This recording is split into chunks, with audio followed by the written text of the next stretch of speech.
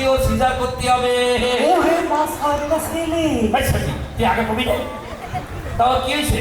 Sir পেটে ব্যথা, মনে হয় পেট কাটতে হবে। ভয় পেও না, ছোট্ট একটা অপারেশন। আরে তুই ভয় পাস রে বাড়া। আপনি ভয় পাইতেছেন না? আমি তোমাকে বলছি না, আমি স্যারকে বলছি। স্যার একটু ভয় তো সাথে আমার অবিয়া একটু পিছনে যাও। স্যার মুখের কথা শুনে কিন্তু আমার কান্না পাচ্ছে স্যার। তোমার ওই নেহা কান্দা কান্দে না, তুমি কান্দে আবার ও কান্দবে না, তারপরে ভিজিট না দিয়ে চলে যাবে না।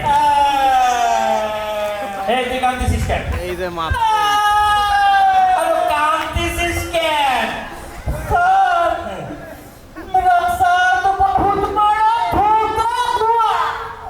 আল্লাহ তোমার কাছে বিচার দিল। আরে কিসের ধোঁকা, কিসের বিচার?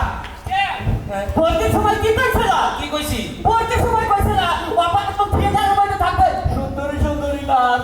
আরে এখন দেখতে আসি এই দাঁড়িয়ে নাচ।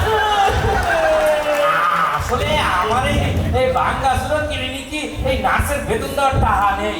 আসলে ওর নাম ছিল হচ্ছে শরীফ, ওরে আমি ট্রান্সজেন্ডার করে শরীফা বানাইছি। খালি সমস্যা হলো দাড়ি কেটে আসতে পারিনি। তোর নাম কইছি দাড়ি থেকে আসবি। ও তলবির যখন শেভ করেছিল কিছু হয়নি, আমি একটু দাঁড়িয়ে রেখেছি তাতেই দোষ। আমার আপা আবার ফেরত আসলে আমি বাধা দিতে টেলিভিশনে চলে যাবো। দুষ্টু ডাক্তার যা তুই ধরে যাই মর। অন্য কোনো উপায় নাই। হ্যাঁ, আমার কাছে অন্য উপায় আছে। আমি লাঠি মেরে পেট ফাটিয়েও দিতে পারি। আর তাছাড়া এরকম 2-4 হাজার পেট কাইতে আমি এই আপা হাইছি।